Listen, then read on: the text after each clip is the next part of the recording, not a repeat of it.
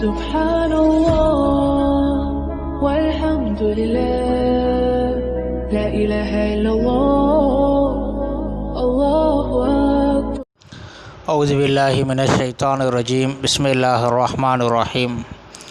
அன்பார்ந்த சகோதரர்களே, அல்லாஹு தஆலா 3வது அத்தியாயம் 165வது வசனத்தில் இவ்வாறு கூறுகின்றான்: உங்களுக்கு ஏதேனும் முசீபத் ஏற்பட்டால் அது எப்படி வருகிறது என்று அவர்கள் கேட்கிறார்கள்.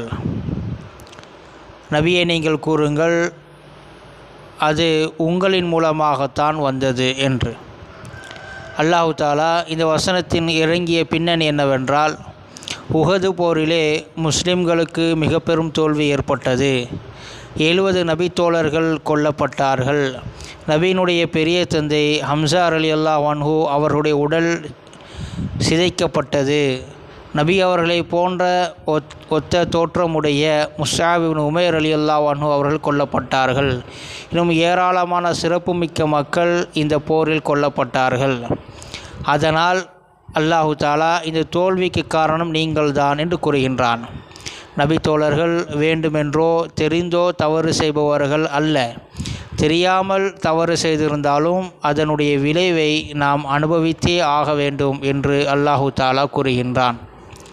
சுலைமான் அலைஹிஸ்ஸலாம் அவருடைய ஆட்சி காலத்தில் ஒரு பஞ்சம் ஏற்படக்கூடிய ஆரம்ப கட்டமாக இருந்தது. தங்களுடைய மக்கள் அனைவரையும் அழைத்து தொழுகைக்காக திடலுக்கு செல்ல முற்பட்டார்கள். அதோடு பல கால்நடைகளையும் அழைத்து கொண்டு சென்றார்கள். நம்மின் பாவத்தால் அல்லாஹ் மழையை இறக்காவிட்டாலும் கால்நடைகளை பார்த்தாவது அல்லாஹ் இறக்கப்படுவான் என்பதால். அப்படி அவர் சென்று கொண்டிருந்தபோது வழியிலே ஒரு எறும்பு அல்லாஹ்விடம் தன்னுடைய 2 கால்களையும் தரையில் ஊன்றியவாறு தன்னுடைய முன் 2 கால்களை கைகளாக ஆக்கி வானத்தில் அதை நீட்டியவாறு இவ்வாறு பிரார்த்தனை செய்து கொண்டு இருந்தது. சுலைமான் அலைஹிஸ்ஸலாம் அவர்களுக்கு அல்லாஹ் மனிதர்களை மட்டுமல்லாமல் ஜின்கள், பறவைகள், உயிரினங்கள் எல்லாவற்றையும் ஆட்சி செய்யக்கூடிய ஆற்றலையும் அவைகளின் மொழிகளை அறியக்கூடிய ஆற்றலையும் தந்திருந்தான்.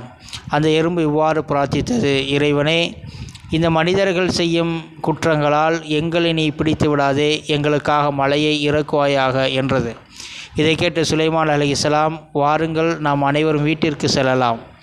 இந்த எறும்பு ஒன்று பிரார்த்தித்தது, இந்த பிரார்த்தனை அல்லாஹ் நிச்சயம் ஏற்றுக்கொள்வான் என்கிற நம்பிக்கை எனக்கு இருக்கிறது என்று சொன்னார்கள். ஆகவே நம்முடைய செயல்கள்தான் நம்முடைய நஷ்டங்களுக்கும் நம்முடைய இழப்புகளுக்கும் சங்கடங்களுக்கும் காரணமாக இருக்கிறது. அதற்கு நாம் தான் காரணமாக இருக்கிறோம். ஆகவே அதிகமாக பாவமன்னிப்பு தேட வேண்டும், தௌபா செய்ய வேண்டும். நபி ஸல்லல்லாஹு அலைஹி வஸல்லம் அவர்களே ஒரு நாளைக்கு 70 தடவைக்கும் அதிகமாக பாவமன்னிப்பு தேடுகிறேன் என்று சொன்னார்கள் என்றால் நாமெல்லாம் எம்மாத்திரம் என்பதை சிந்திக்க வேண்டும். ஆகவே நம்முடைய தடைகள், இழப்புகள், சங்கடங்கள், கஷ்டங்கள் அனைத்திற்கும் நம்முடைய செயல்கள் காரணமாக இருப்பதால் அதிகமாக இஸ்திக்ஃபார், பிழை பொறுக்க தேட வேண்டும். அல்லாஹு தஆலா நம்முடைய பிழைகளை மன்னிப்பானாக.